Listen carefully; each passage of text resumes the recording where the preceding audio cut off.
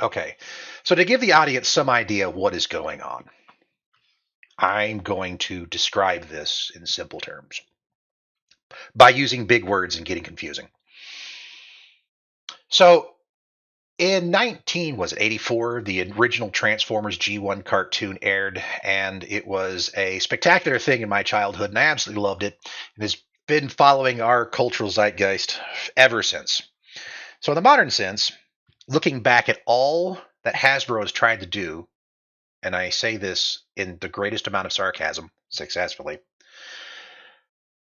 I have decided to stick with the basics of what the cartoon was. And it was joy, it was silliness. It was just an enjoyable romp of things that made no sense. Logic was thrown out the door for narrative goofiness, and shit just happens. Shit was resolved, all because the protagonists made it that way. So, this is a Saturday morning cartoon analog or role playing game. The idea is to play a faction within the Transformers universe taking place after Transformers the movie, good old 2005, when the Transformer movie happened. 10 years after that, 2015 is the modern day. From 2005 to 2010, Earth said, "Oh my God, Cybertronians left dead bodies." Metro Titans that didn't work, and all kinds of other things all over the battlefield of Washington State. So the United States basically went in, cleaned up, took a whole bunch of shit, reversed engineered it, and created a war amongst themselves, as Energon does. So during this time frame, war broke out, and then 2010, war basically died down. Everyone's like, okay, we've gotten good with Energon. It's time to do good, I guess. So they started doing infrastructure projects. They started creating the Energon economy.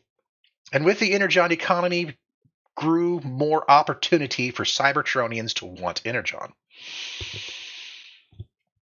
And through that, a ship called Utah Raptorplex. This is a Metro Titan that was a colony ship sent far into the reaches of the universe. Insert the weird boo-whoop sound that Transformers Space made whenever you traveled amongst the stars and the vast nothingness.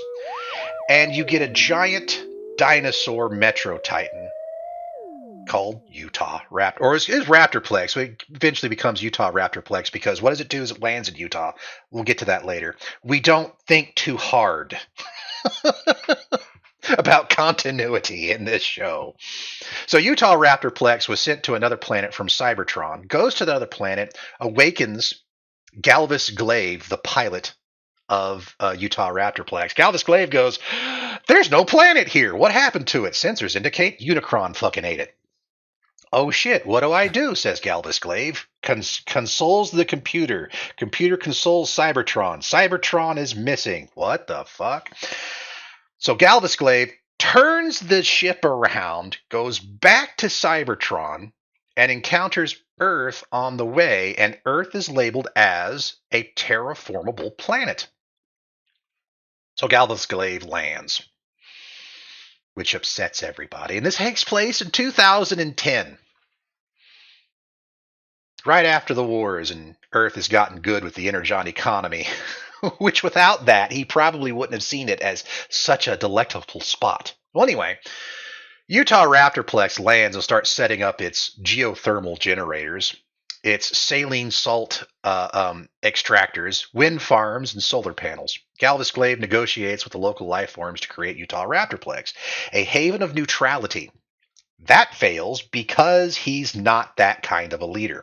He brings in Ultra Magnus because Ultra Magnus is a bureaucrat. And he's like, "Look, help me with this shit. I can't figure out what to do with the treaties with these humans." And Ultra Magnus does. Unfortunately, that just destroys the neutrality concept because Ultra Magnus is an Autobot. And to many, Autobots are seen as the problem, just as Decepticons are. Well, as far as neutrality is concerned, the Autobots, the Decepticons, the neutral factions all said, "Fuck you." Had a little civil war within Utah Raptorplex. That got resolved, And the citizens of Utah, specifically Salt Lake City, Ogden, and Reese, all said, oh, fuck, we need help.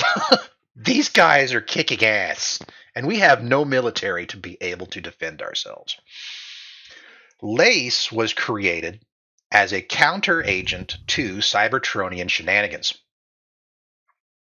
L.A.C.E stands for Layered Active Combat Engines and is a derivative of Cybertronian technology turned into power armor fueled specifically by female pilots because they could generate a substance from it called bravado. Bravado is a weird form of quantum malfeasance where by sheer act of audacity, brazenness, attractiveness, take your pick, someone goes, oh, that person looks competent. I'm going to cheer them on. Hooray, applaud, and they get a bravado. Just like a Cybertronian would get Energon. And it fuels the suits and it powers them just like Energon would. And through that, they're able to actually go toe to toe with Cybertronians. Mostly. Cybertronians do possess more powerful abilities than L.A.C.E has, but through time, a L.A.C.E division can figure it out and learn it and become just as powerful as a Cybertronian. However, L.A.C.E goes through a very extensive training period where they recruit young female pilots, train them in the L.A.C.E battlesuit, and then release them onto an unsuspecting city. And the city of this game is going to be Ogden, Utah, which is demonstrated here on this beautiful Google Maps being shown on the stream right now. Your base is set at Willard Peak, which overlooks Utah Raptorplex. Utah Raptorplex is a Metro Titan ship that landed and started the cyberforming process to make it more acceptable to Cybertronian life forms. Natives, of course, got upset. Reese was starting to be absorbed in the cyberforming process, which turned it into a haven of gangsters and opportunists. Ogden, which is the city that you'll be closest to, is the ones that actually had a successful petition for a L.A.C.E unit, and L.A.C.E is supported by the United Nations, not the United States. Excuse me. In this continuity, G.I. Joe is still a thing, even though much neutered than it was before. A little bit jealous of L.A.C.E as they don't get the latest and greatest newfangled toys. However, they patrol the wastes of Utah. Those are the toxic wastes where war and energon made it less inhabitable by the human race. However, aliens and Cybertronians don't see it as a problem because those radiations and unhealthy beams of energy that exist out there aren't harmful to them.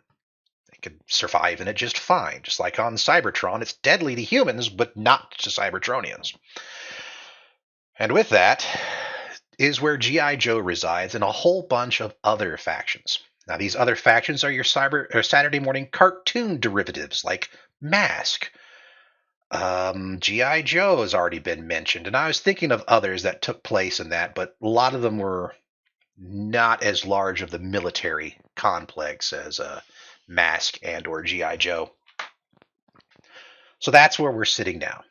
L.A.C.E has just been approved, the pilots have been recruited, and that's what we're making is the pilots.